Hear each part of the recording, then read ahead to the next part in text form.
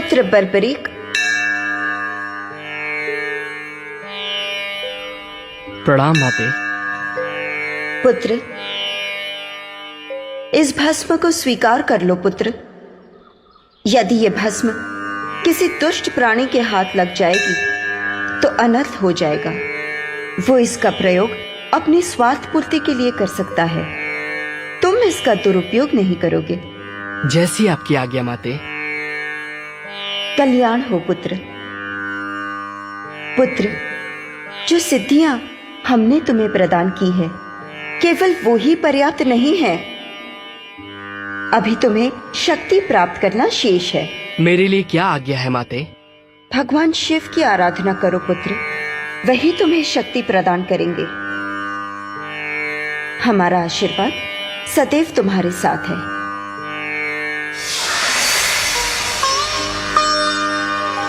सुहृदय, मैं ईश्वर से प्रार्थना करूंगा कि तुम्हारी आराधना सफल हो। आज से तुम सिद्धसेन के नाम से भी जाने जाओगे। अब मुझे प्रस्थान करना चाहिए।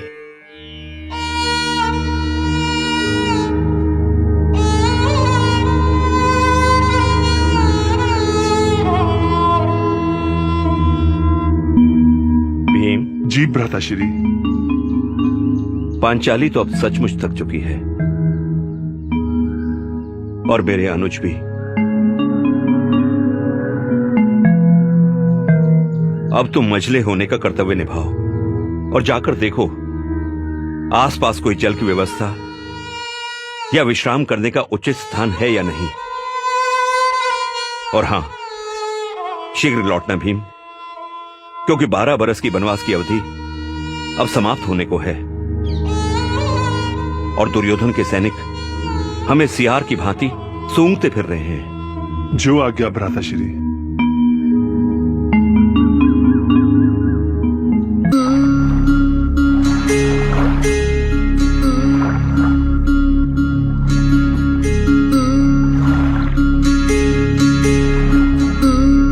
ये क्या कर रहे हो?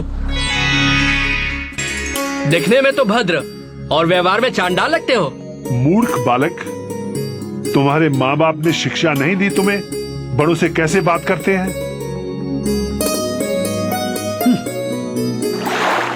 जाओ और अपने माता पिता से पूछ कर आओ कि इस ताल को गंदा करके तुम कौन सा अच्छा काम कर रहे हो। जल गंदा नहीं करूंगा तो हाथ पैर कैसे धोऊंगा? शीघ्र ही इस ताल से निकलो। इस ताल से मैं देवी के स्नान के लिए जल लेता हूँ और तुम इससे गंदा कर रहे हो। जल का उपयोग नहाने, धोने और शरीर की गंदगी दूर करने के लिए होता है। मंद बुद्धि, वो जल बहती धारा का होता है जहाँ गंदगी रुकती नहीं। ये ताल है, नदी नहीं। तुम यहाँ से निकलो, अन्यथा मैं अपनी सभ्यता की सीमा लांघ जाऊंगा। मैं नहीं जाऊंगा तो क्या कर लोगे? अभी बताता हूँ।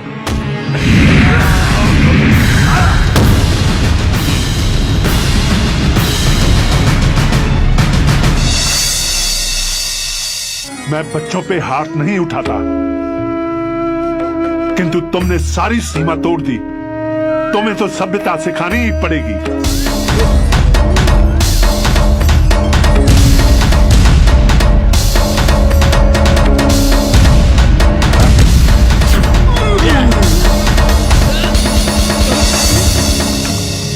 कैरोवत्स, ये तुम क्या कर रहे हो? प्रभु, इसने पूजा का जल अपवित्र किया है, मैं इसे दंड दूंगा। ऐसा मत करो वत्स, ये महाबली भीम तुम्हारे दादा हैं। मेरे दादाश्री भीम? हाँ पुत्र।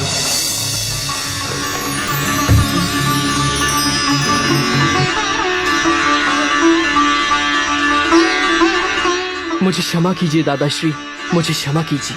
तुम मेरे पौत्र हो, मेरे घटोत्कच के पुत्र। हाँ दादाश्री, मुझसे अनजाने में ऐसा अपराध हुआ है जिसकी कोई क्षमा नहीं। नहीं पौत्र नहीं, भूल मुझसे भी हुई है। मैंने भी बड़े होने का कोई अच्छा परिचय नहीं दिया। मेरे लिए मात्र जल था और तुम्हारे लिए पूजा का स्थल, इसलिए भूल जाओ जो भी हुआ। कैसे भूल जाऊं दादाश्री? मैंने अपनी शक्ति का दुरुपयोग किया, वो भी अपने दादाश्री पर। मुझे इसके लिए अपने आप को दंड देना होगा। नहीं पौत्र नहीं, मैंने तुम्हारा बाल्यकाल नहीं देखा। हर पौत्र बाल्यकाल में अपने दादा पे हाथ उठाता है। मन मैला न करो पौत्र, हमारा मिलना शायद इसी प्रकार लिखा था।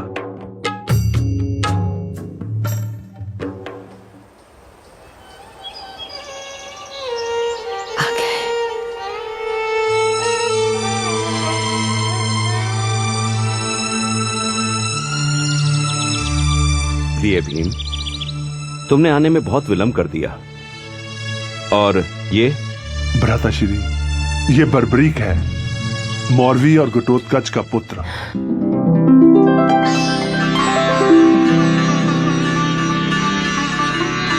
और बर्बरीक, ये तुम्हारे बड़े दादा युधिष्ठिर, प्रणाम। दादा अर्जुन, प्रणाम। नकुल सहदेव और तुम्हारी दादी द्रौपदी। प्रणाम दादी श्री। आयुष्मान भवा। बर्बरीक बड़ा सुंदर नाम है। सुंदरता के साथ साथ ये अद्भुत शक्तिशाली भी है। और जानते हो द्रौपदी, इसने मुझे मल्ल युद्ध में परास्त किया। ये बालक आपको? हाँ द्रौपदी, ये यहाँ वन में सिद्धियां प्राप्त करने आया था और मेरी इससे भेंट हो गई।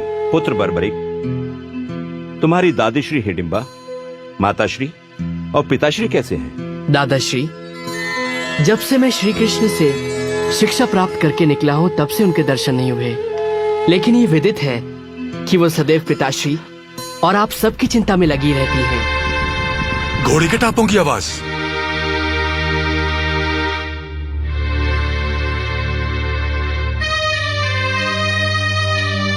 भ्राताश्री, लगता है दुर्योधन के सैनिक हमें ढूंढते हुए यहाँ तक आ पहुंचे हैं। हमारा वनवास तो समाप्त हो चुका है, अब हमारा अज्ञातवास शुरू हो रहा है। कदाचित तुम्हारा कथन सत्य है अर्जुन, और यदि उन्होंने हमें ढूंढ निकाला तो एक बार फिर हमें 12 बरस का वनवास और 1 बरस का अज्ञातवास सहना होगा। वो आपको नहीं ढूंढ पाएंगे दादाश्री। ये बर्बरीक आपके पौत्र का वचन है।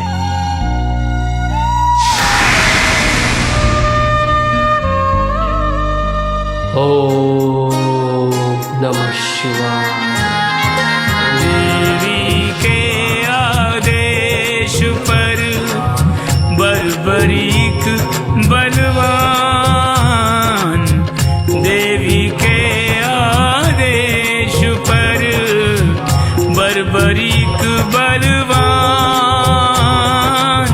करता शिव की साधना, अविचल धर के ध्यान, न देखा साधक इसके समान। ओम नमः शिवाय। ओम नमः शिवाय। आंखें खोलो पुत्र।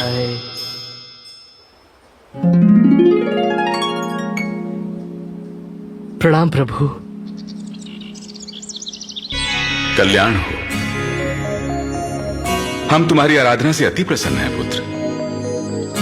कहो, क्या वर मांगना चाहते हो? प्रभु, प्रथम इच्छा थी कि आपके दर्शन हो, वो अब पूर्ण हुई।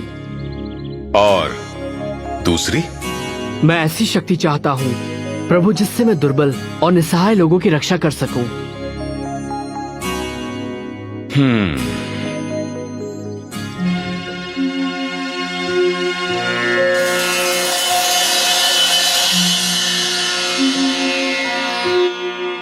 इन्हें स्वीकार करो पुत्र। ये बाण बहुत अचूक बाण है।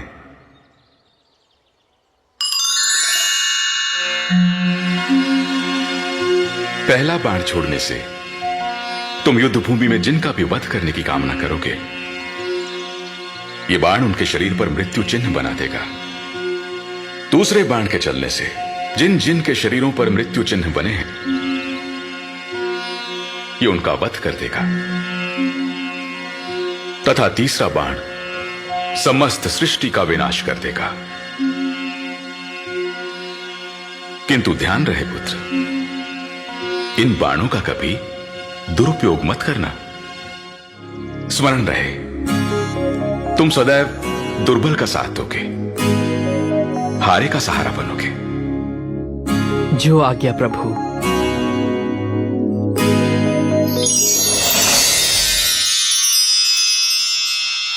बर्बरिक को प्रलय वाली शक्ति मिल गई। इन 3 बाणों की सहायता से वो विश्व भर की सेना को अकेले समाप्त कर सकता था। पांडव द्रौपदी के साथ अपना 1 वर्ष का अज्ञातवास पूरा करने महाराज विराट की राजधानी पहुंच गए। द्रौपदी शैलेंद्री बन गई और उसे महारानी सुदेशना ने अपनी सेवा में रख लिया। युधिष्ठिर विराट नरेश के विशेष सेवक हो गए। भीम रसोइया बन गए। अर्जुन ने विराट पुत्री उत्तरा को नृत्य की शिक्षा दी। नकुल अश्वशाला की देखभाल करने लगे और सहदेव ने चरवाहे का कार्य किया। अज्ञातवास समाप्त होते ही पांडवों का दूत बनकर श्री कृष्ण कौरवों के पास गए, परंतु दुर्योधन ने उनकी बात नहीं मानी।